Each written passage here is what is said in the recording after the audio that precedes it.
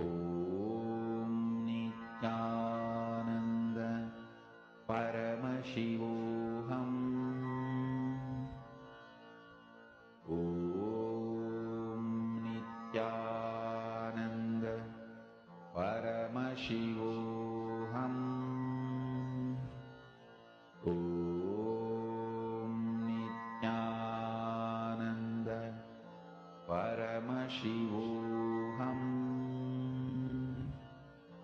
Om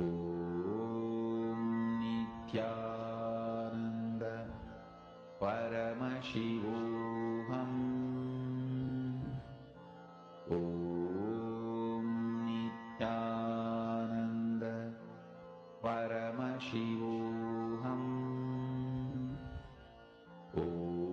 Om Nityananda Paramashivoham.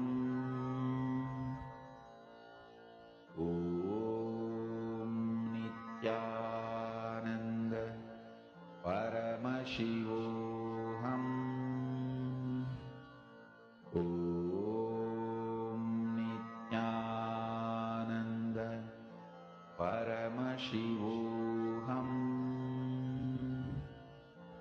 Om Nityananda Paramashivoham.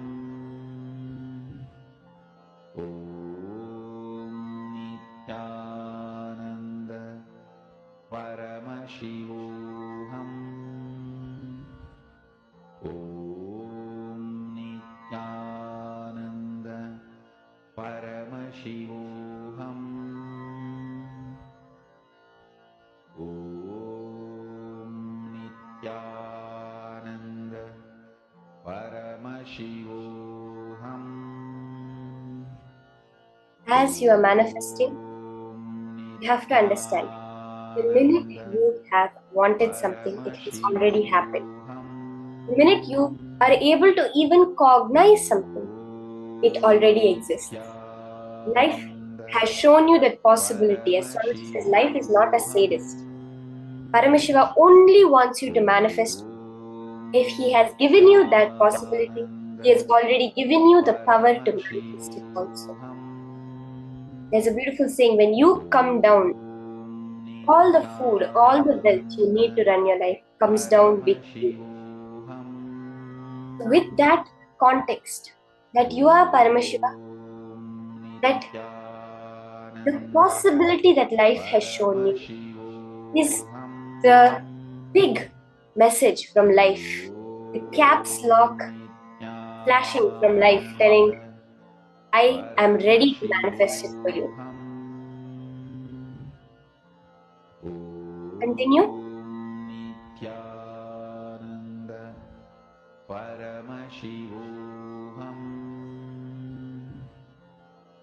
And just be sitting as Paramashiva. Chant the Mahavakya. Continue the manifestation process. Paramashivoham. Om Nityananda Paramashivoham. Om Nityananda Paramashivoham.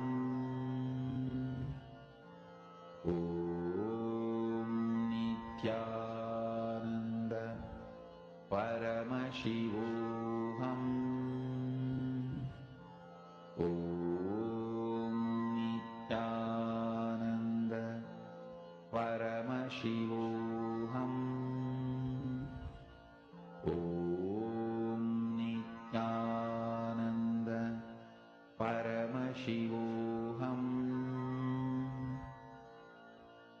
Om Nityananda Paramashivoham.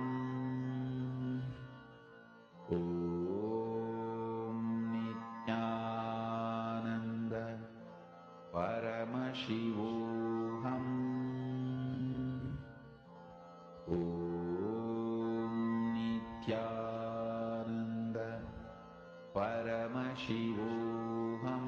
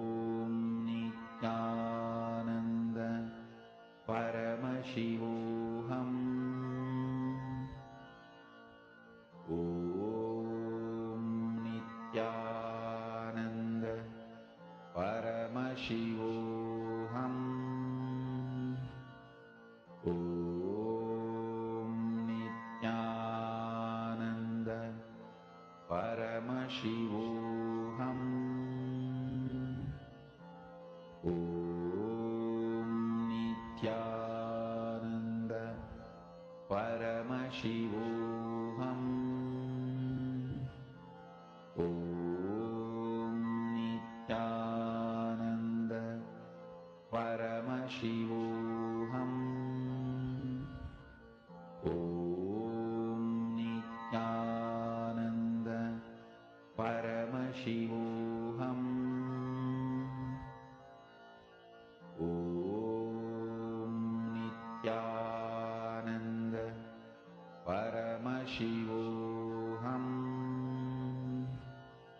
Om Nityananda Paramashivoham. Om Nityananda Paramashivoham. Om Nityananda Paramashivoham. Om Nityananda Paramashivoham.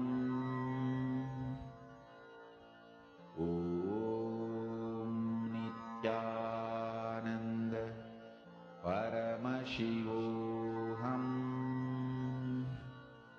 Om Nityananda Paramashivoham. Om Nityananda Paramashivoham. Om Nityananda Okay, now you can relax. Right, today you will see the manifestation happen. Hold the space intensely. Apply each and every powerful cognition that Swamiji is giving you into your life. Understand when he's talking directly to you as if you're there in the energy darshan. He's replying to you. He's answering each and every aspect of your life. The next session is a very beautiful session on Paramashiva's revelations on how to rewrite your past. Let's now enter into this session and manifest these things in our life.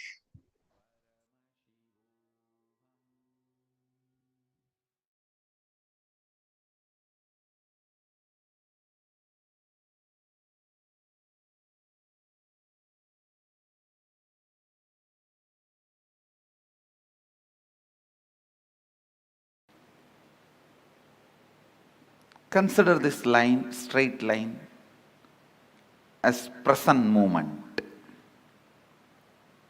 Now, every thought happens between past and future. Please listen. Actually, from morning I am giving you different truths about time. Now all those zigzag puzzles will fall in place if you just grasp this one. All thoughts, it can be as simple as feeling like having a cup of tea, or as complicated as politically strategizing for some victory. It can be as simple as wanting to have a cup of coffee, or as complicated as political strategizing for some victory. Any thought means movement between past and future. Thought means nothing but you move to the past and future. This is past. Let's consider this as past, and this as future.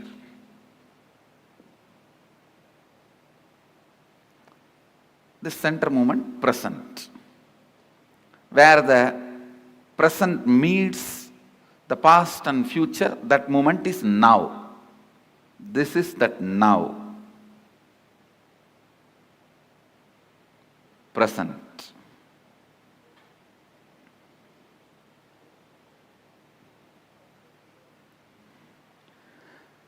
Understand, if these lines symbolically represent time, means this board is the space.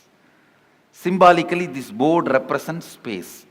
On space only the whole time happens. Space is the most subtlest matter on which the play of time happens.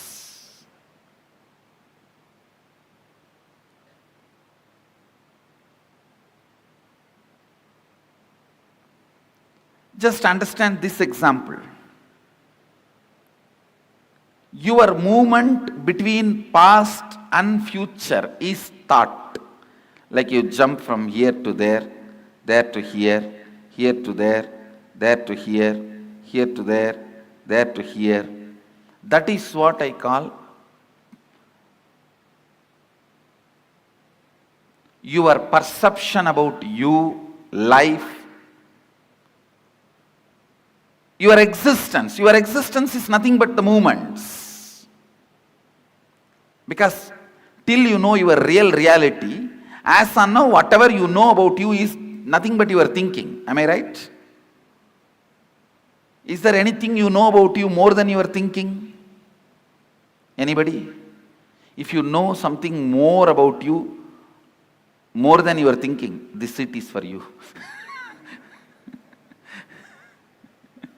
See, whatever you know about you is all based on your thinking. So, I can very comfortably assume your thinking is your reality as on now. Am I right? So it is all about you jumping into the past and future, past and future, past and future. That's all is your thinking. That's all is your what you call as you. See, what I call as you is much beyond than what you call as you. So now I am talking about what you call as you. It's all about movements between the past and future.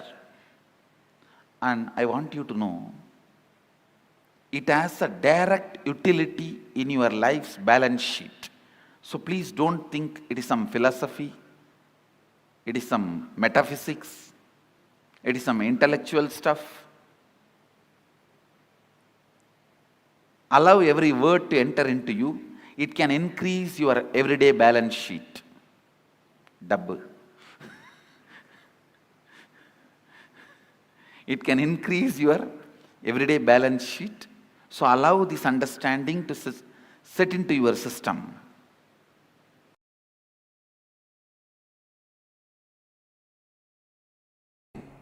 Listen. Your will can never be against the will of the cosmos. Your will can never be against the will of the planets. Your will can never be against the will of the universe. Because you have not willed, planets continue to do their allotted responsibility. If you will, they always come to you. Listen, in 3 ways they come to you. If you are praying, they come to you as God. If you are declaring, they come to you for negotiation table. If you are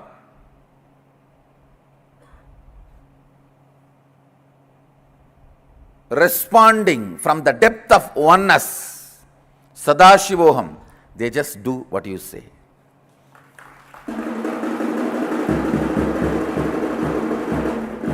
Understand, please understand, the will which you have. See, all of you have will. That is why you are, even if you want, you can move your hand, you can close your eyes, you can turn your head. Whatever will you have to run your body and your mind, this will and the cosmic will which runs the sun, moon, planets, these two only quantitatively differ. Smaller, higher, that's all. They do not have quality difference. Good, bad, no. God, devil, no. This is one of the major truth. Very important truth. Sanatana Hindu Dharma teaches. I should tell you, Sanatana Hindu Dharma alone teaches.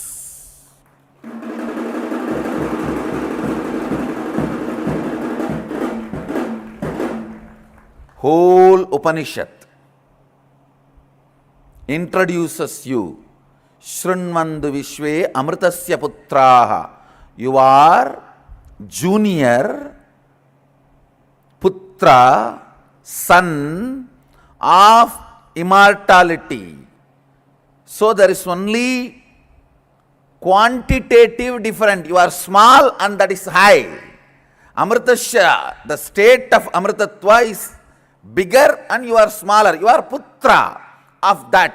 But nowhere it says there is qualitative difference. Understand? The ideas you cognize are very important for the realization and manifesting your reality. Understand? The physiology of the reality.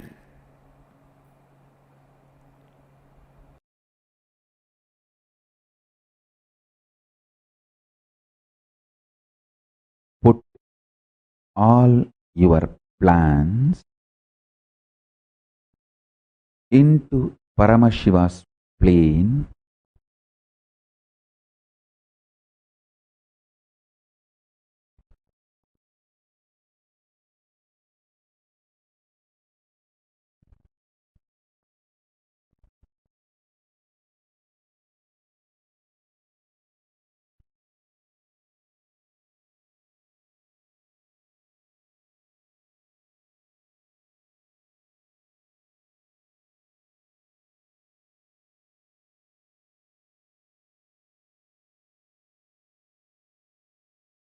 with the grace of Paramashiva.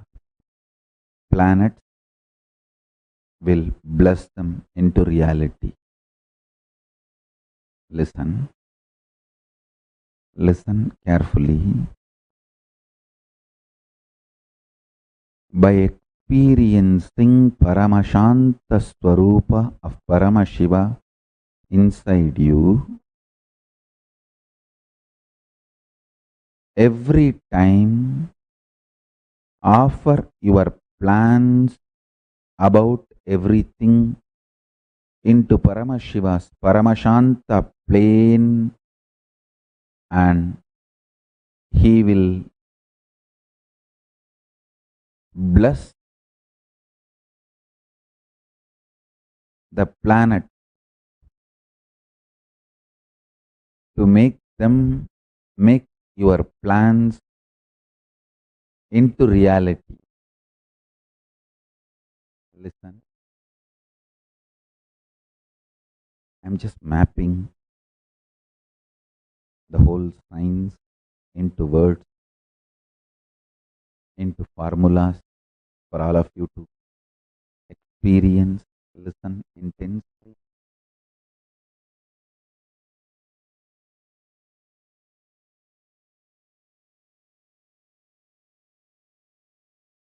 Your plans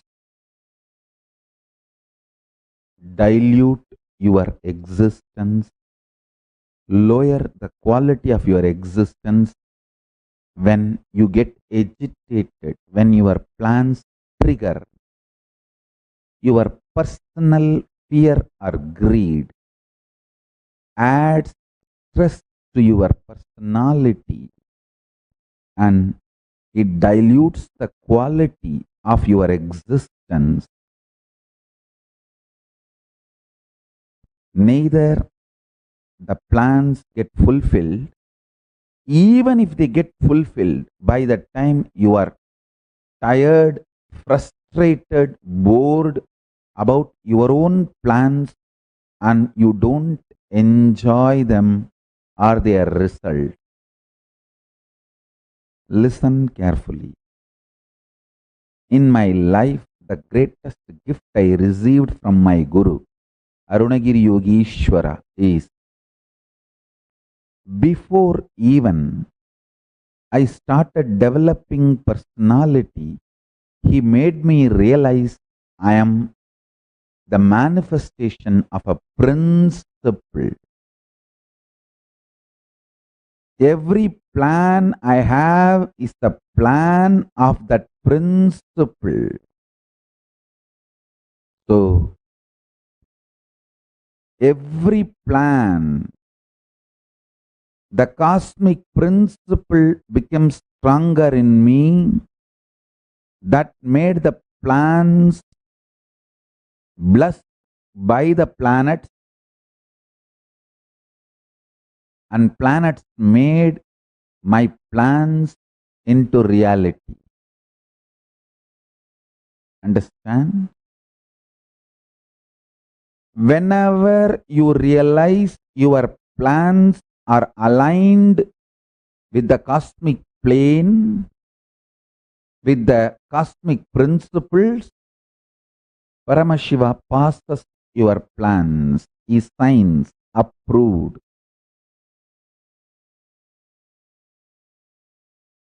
Executive order by the President of the Cosmos, Paramashiva, and he blesses planets, execute it with tremendous joy and bliss and ecstasy. Understand? Let me repeat. The greatest blessing I received from my Gurus, Guru Parampara, is before even I started developing my personality or the individual identity, they made me experience I am the manifestation of the great principle, the cosmic principle. Because I realized that, I saw my every plan is the plan of the cosmic principle. It is from Paramashiva's plane.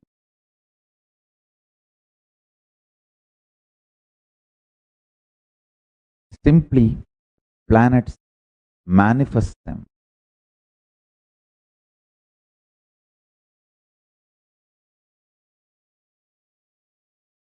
In your life, if you start understanding your every plan is aligned to the cosmic plane, simply planets will make them into reality. Anything which is not aligned to the cosmic plane, you will automatically drop them without any delusion or pain or confusion. I want you to know, dropping your plans is not something difficult or new for you. You always think, oh, dropping my plans is like literally taking me away from me. No. You have done billions of stupid plans in your life, and you should feel blessed that they all have not become reality. So dropping your plans is not something new. Most of the time you not only drop, you even forget your plans. In a way, that is a blessing. Paramashanta Swarupa, adding more and more peace in you will make you realize your every plan is connected to cosmic plane. And listen carefully. When you feel your plans are cosmic plane and planets are making that into reality, you will gain the confidence to surrender your whole individuality and personality to Paramashiva and realize you are the manifestation of the cosmic principle Paramashiva, not any separate personality or individuality. That is the ultimate vacation. That is what I call reaching Kailasa once for all. I just know I don't have separate personality, identity, or individuality.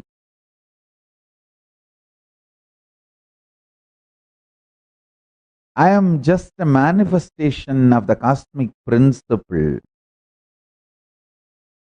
Paramashiva.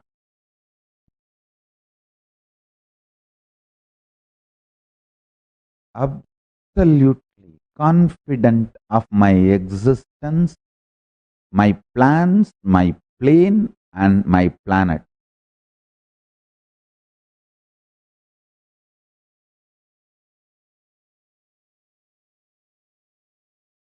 This is what I call reaching Kailasa once for all. Relaxing in Kailasa.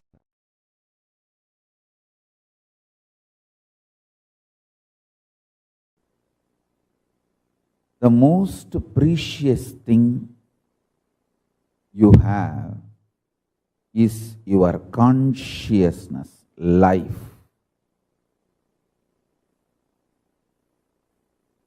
It can be molded, manifested as you want just by your Ichcha Shakti. You need Kriya Shakti only to enjoy it, not to manifest it. Listen. What you want can be manifested just by your sheer Ichcha Shakti. Your Kriya Shakti, action power is required only to celebrate it, enjoy it.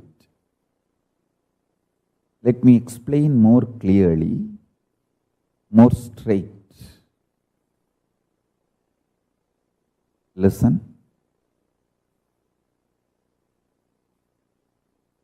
You want a healthy body to enjoy this world. That can be achieved just by sheer Ichcha Shakti. One of the biggest problem all human beings feel that they need to do a lot of actions, they need a lot of Kriya Shakti to achieve anything they want, health or wealth or enlightenment or powers. That is delusion. Please understand, you need sheer Ichcha Shakti, means will, desire, that's it. The desire itself is capable of manifesting Kriya, the action power. Listen to these three words. Ichcha Shakti, your desire power. Power to desire, will. Kriya Shakti, power to work intensely and manifest. Jnana Shakti, power of enlightenment, knowledge. See, one of the biggest problem all of you have is your delusion that too much of work is needed to achieve anything. Whether you want health, oh, I have to get up and do yoga, stretch my body. Only then I can have health. If I want wealth, I have to get up and go to office and work like a dog, day and night. Only then I will have wealth. First of all, you don't understand no dog works. Anyhow, listen. It is actually delusion. Please listen. Your sheer power to desire, Icha Shakti, gives 99% success. 99% means 99.999% success is your sheer desire power, Icha Shakti. Your Kriya, the action power needed is too small, too small. Listen intensely. At least all my disciples listen. When you are terrorized, you will see only frightening negativity all around you. You will lose trust on everything, on Guru, on life, even on yourself. When you fall in love, even your stupid, cheating girlfriend, cheating boyfriend will look like a god.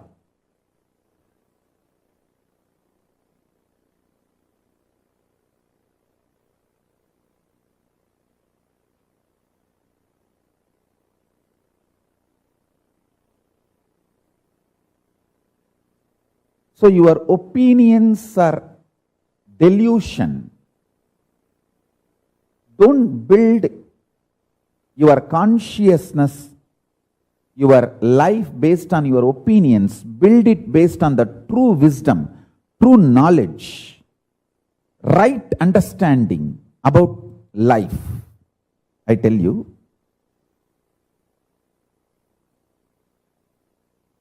listen carefully.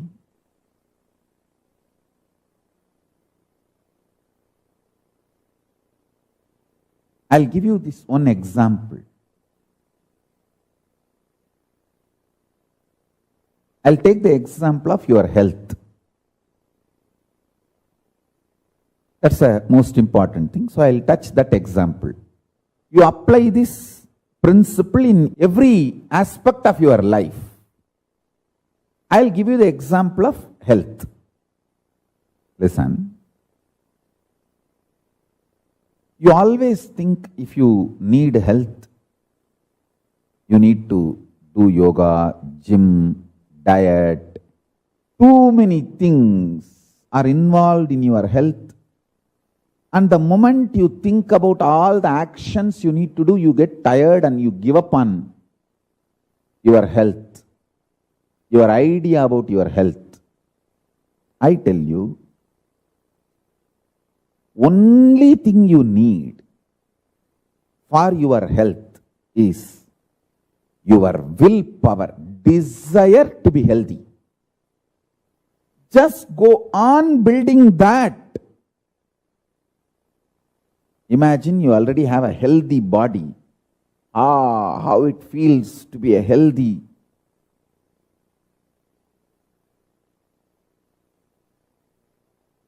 Beautiful, shining, glowing, happy, youthful, energetic body. I tell you, if the life is infused into your life, consciousness, if life is infused into your consciousness in the form of Icha Shakti, desire, 99.999% of the work is done. Your actions are needed only to enjoy what you want through that healthy body. See, I am not disrespecting Kriya Shakti. Listen carefully. I am not disrespecting Kriya Shakti. I am only saying your delusion about Kriya Shakti puts you in tiredness, boredom, frustration, life negativity. That is what is wrong.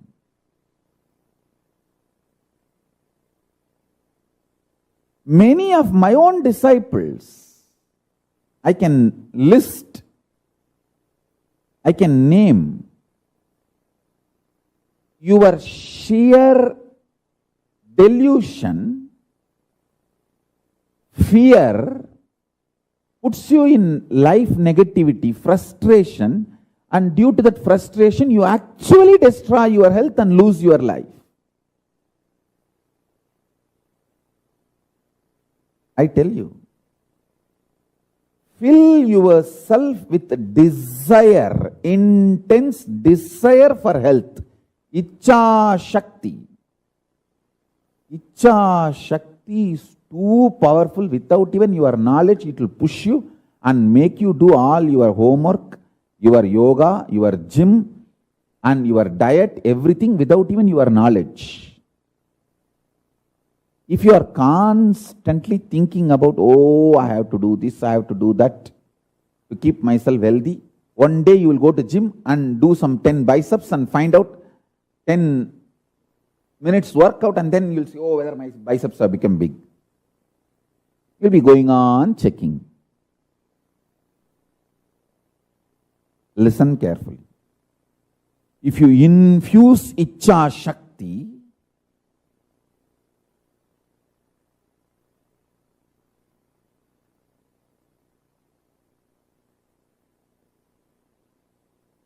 desire to be healthy, you will see your whole life aligns, cosmos aligns itself beautifully.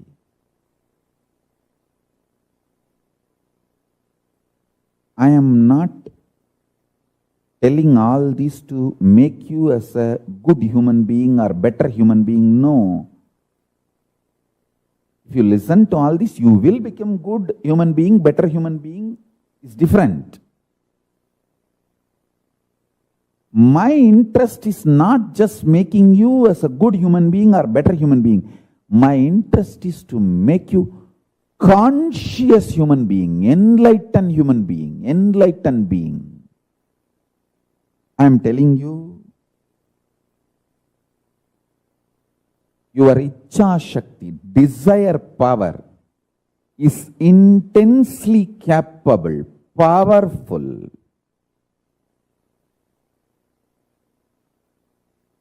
to manifest whatever you want. Your Kriya Shakti is needed only to enjoy what you want.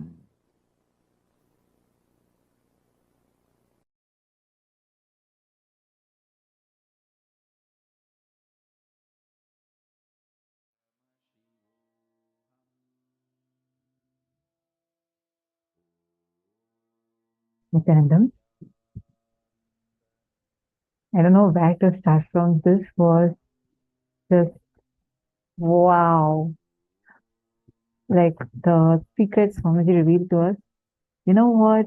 You can desire anything you want and you have the power. You don't even need to do it. The desire itself is so powerful that it can make it happen. What did you all understand with this? Like listening to such an amazing revelation from Swamiji. What did you, how did it click within you? Can each of you just take a few minutes and share that? How did you understand this? What did you understand? And Swamiji gave an example, especially of health. I think this is something that many of us can relate to. And Swamiji said, just apply it in all other aspects of your life. I request all of you to give me an example of where in your life you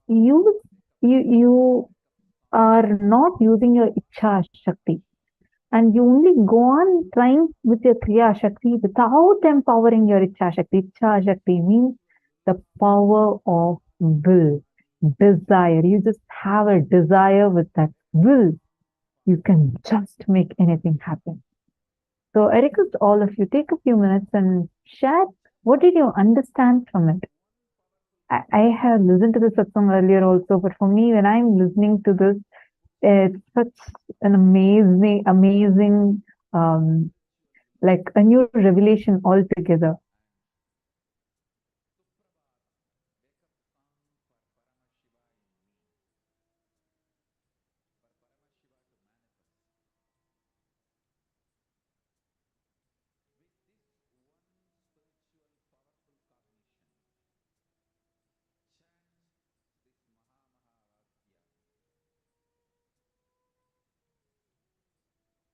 Come on, take a few minutes.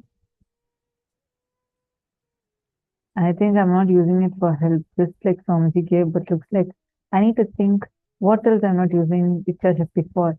Wealth, relationships, everything. We all have some desire, right? You have an ideal person that you want to become, that you want to be, someone that everybody loves. You visualize that I want to be that girl that is, so popular in school, or I want to be that girl that's so popular in office, or I want to be that person who's loved by everyone. You have some kind of an ideal that you want to be. Am I right? Every one of us have that. In terms of wealth, each of you have your goals. Am I right? Come on, you all can post it in the chat if you are relating with what I'm saying. How many of you carry some kind of goals? I mean, you need to carry, we all carry it. You won't be able to exist without that because that's what drives you. Joyce Leon, you already are what you desire. That's wonderful. Okay. So do you have that as a clarity in you, or do you still feel, see, because all of us carry that one ideal thing that we want to work towards. It is either what you are or what you expect that people should be for you. For example, you might be an amazing person. You might be a beautiful person inside out. But you think that, oh, my relationship is still not going well. My partner is not respecting me. I'm not getting the respect that I deserve. Anything like this, whether it's how you are or how you are experiencing life as, whether it's in the level of inner image, how you feel, perceive, cognize about you, or in the level of outer image, how you show yourself to others, or in the level of others' image, how people, life, everyone else are perceiving about you, or it's in the level of life image, how you cognize about life. In all of these areas, in any of these areas, if it is not as per what you want, my plan is always in consistency with the plan of universe, my joy. Wonderful. I'm happy to hear that. See, one important thing all of us need to understand is whenever, yes, our desire is powerful, but there is one part of you that is desiring to become healthy. There's one part of you that's desiring to become wealthy. At the same time, there's one part of you that is desiring to eat junk food, and there's another part of you which is desiring to not do any work and just vacation. All of us have this. That's why Swamiji tells the Ichha Shakti is powerful enough to push to Kriya Shakti. It is like, let me say, it's like you having a wire, okay? If you give that current connection, you have the current connection in your hand. If you give that current connection to the light, light goes on. If you give the current connection to a fan, fan goes on. If you give current connection to the to anything else, to a phone, the phone will charge. That wire is in your hand. Whichever you want to give the connection to, that works. If you want to give connection to confusion, that is what manifests. Right now, all of us have the Ichha Shakti. That Ichha Shakti itself, I really want to become a good singer. If that's your Ichha Shakti, that Ichha Shakti is powerful enough to drive you to manifest the Kriya Shakti. Meaning that itself is powerful enough for it to drive you to manifest that will as an action. When what you charge that will with, what you will for is important. If I try to give half of the current connection to a fan and then other half of the current connection to a heater, then I am not going to get the desired results that I want. What you give current connection to matters. Are you all catching it? Are all of you getting it? So that is that connection, what we call as a connection, is what is that Ichha Shakti and Kriya Shakti. When you put all your plans into Paramashiva's plane, When you manifest all the plans into Paramashiva's plane, then you create reality, life as you want.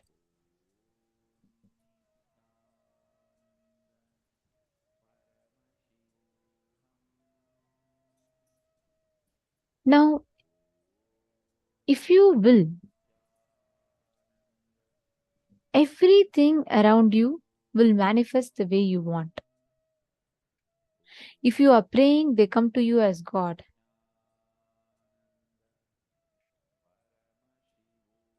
If you are declaring with conscious will, they come to you for in your negotiation table. If you are responding from the depth of oneness, Sadashivoham, they will just do what you say.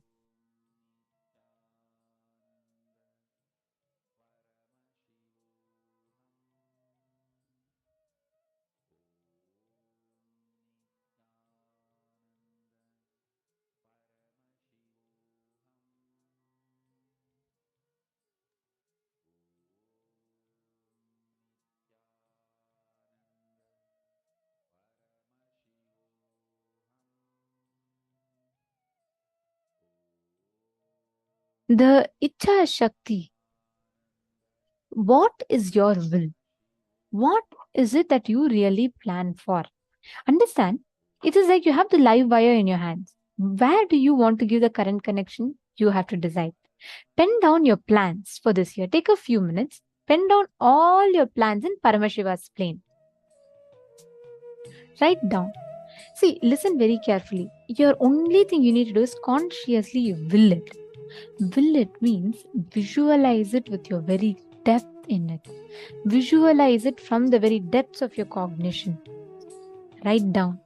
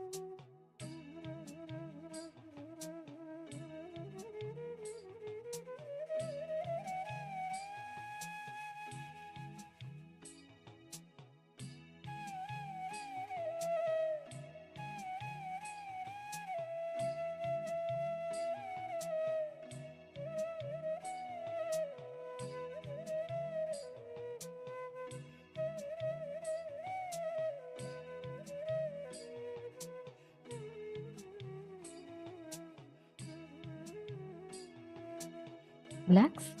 If you have finished writing, please relax. And now, as all of you are writing down, see, please understand all these that you have had the Icha Shakti for. Using your Kriya Shakti, Icha Shakti itself will give birth to your Kriya Shakti and you will be able to manifest this experience. Now, I request every one of you to take a few minutes. What each of you are going to do right now? Ma Lucy Jian, Lucy, we will work out on it, ma. I read your request, so we'll work out on it. I'll just check what you have mentioned about and we'll let you know once it should be up shortly, ma. Okay, see now every one of you are going to be doing one thing. You're going to be partnering up amongst yourself here. Like Ma Lucy can partner up with Ma Xiang, and Ma Joyce can partner up with Ma Guixia Lee. Ma Donna can partner up with Ma Lucy, Ma Sonia Rao, Ma Pei Huang. Each of you can partner up with the others. Amongst you all, you're going to be manifesting this power of identifying solutions for any problems through the third eye. Ready? See, listen, exactly understand. Each of us have the Icha Shakti. Where is your Icha Shakti becoming the Kriya Shakti? You're going to check that.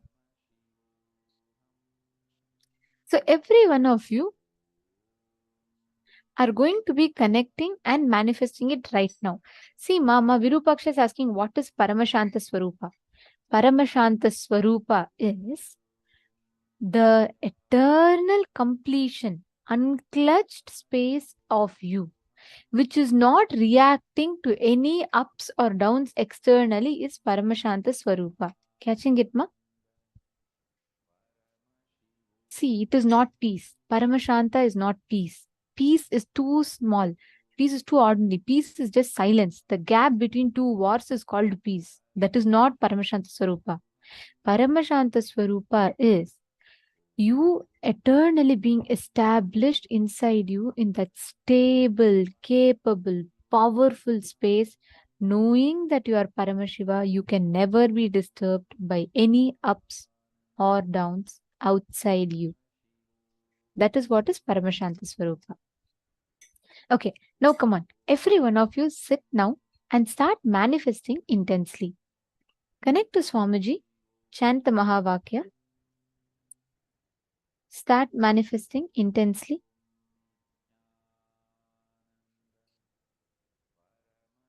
You're all going to call your partners, your friends, and you're going to be manifesting with them. Come on, sit straight. Actually, all of you can partner up amongst yourself here. Ma Indra Dionarayan, Ma Anandeshwari, Ma Gitanjali, Ma Hongli Wong. Each of you just partner up with yourself. Ma Virupaksha, Ma Jayanti Kanagaratnam, Ma Chetna Patel. Ma Chetna, you can connect with Ma Jayanti Kanagaratnam. Ma Jayanti, you can connect with Ma Chetna Patel. Ma Gitanjali Khanna, you can manifest with Ma one of you, just Ma Indra Dionarayan or one of them. Just partner up, Ma.